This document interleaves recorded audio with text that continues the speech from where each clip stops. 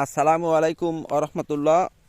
আজকের আমি যে গাছটি আপনাদের সঙ্গে পরিচয় করিয়ে দেব, যত প্রকার ফুলো ব্যথা, ফাফা ব্যথা, যত প্রকার বীজ ব্যথা, যত জটিল ও কঠিন পুরনো ব্যথা আপনার শরীরে থাক না কেন, আজকের এই গাছের পাতা দিয়ে সেই ব্যথা সারা জীবনের মতো কিভাবে সেরে ফেলা যায় ইনশাআল্লাহ, তারই বিস্তারিত বর্ণনা আজকের এই ভিডিওতে আপনাদের সামনে দেওয়ার চেষ্টা করব।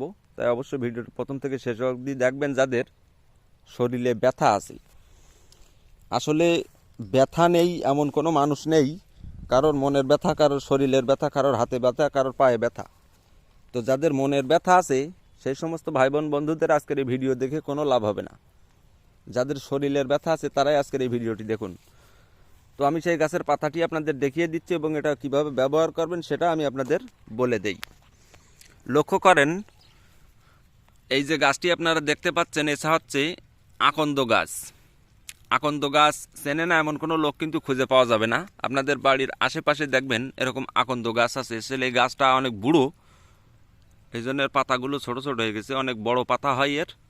তো সেটা আপনারা সংগ্রহ করবেন।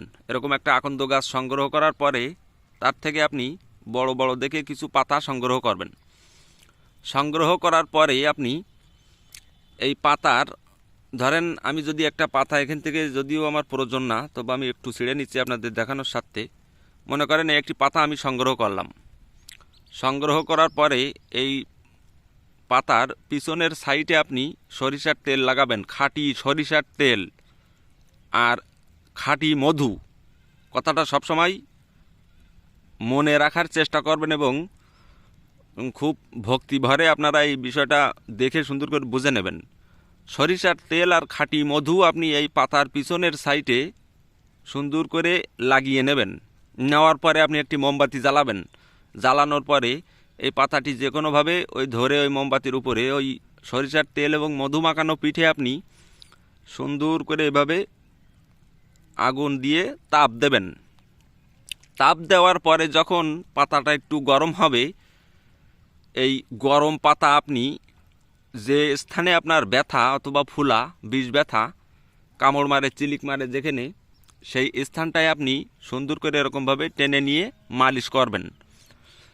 যদি আপনি নিজে না করতে পারেন, কারোর দ্বারা, কারোর সাহায্যে আপনি সেটা সুন্দর করে মালিশ করে নেবেন এবং আবার ওই পাতা গরম করে নিয়ে নিয়ে মালিশ করবেন। অর্থাৎ গরম গরম পাতা আপনি মালিশ করবেন। যখন পাতাটা সিদ্ধ হয়ে যাবে অথবা পুড়ে যাবে, তখন আপনি ওই পাতাটা বাদ দিয়ে আরও একটি নতুন পাতা নিয়ে আবার শুরু করবেন। এটা আপনি সকালে একবার, সন্ধ্যায় একবার, দিন 2বার যদি করেন, যত প্রকার বিষ ব্যথা থাক, আল্লাহর সৃষ্টি পাক গাছ, এই গাছ কিন্তু আপনার সঙ্গে বেইমানি করবে না। যদি বিশ্বাস থাকে, ভক্তি থাকে, অবশ্যই এই বিষয়টা আপনারা ট্রাই করে দেখবেন। আমার জানা ছিল, আমি আপনাদের জানালাম। আর এই আপনাদের দায়িত্ব এই ভিডিওটি শেয়ার করে বিভিন্ন মানুষকে জানানোর। এটা আমার জানা ছিল, আমি আপনাদের জানালাম, তাই আপনাদের দায়িত্ব এটা শেয়ার করে অন্য লোককে জানানোর জন্য, যাদের ব্যথা আছে তাদের কিঞ্চিত হলেও একটু উপকার হয়। তো আজকের এটুকুই ভিডিও। যদি অন্য কোনো বিষয়ের ভিডিও আপনাদের লাগে, অবশ্যই এই ভিডিওর কমেন্টে লিখে জানাবেন। আমি সেই ধরনের ভিডিও আপনাদের সামনে তৈরি করে দেওয়ার চেষ্টা করব। তো অবশ্যই পেজটি ফলো দিয়ে সাথেই থাকবেন, লাইক শেয়ার করে অবশ্যই উৎসাহিত দেবেন সামনের দিনকের ভিডিও দেওয়ার জন্য। তো সবাই ভালো থাকবেন। আসসালামু আলাইকুম।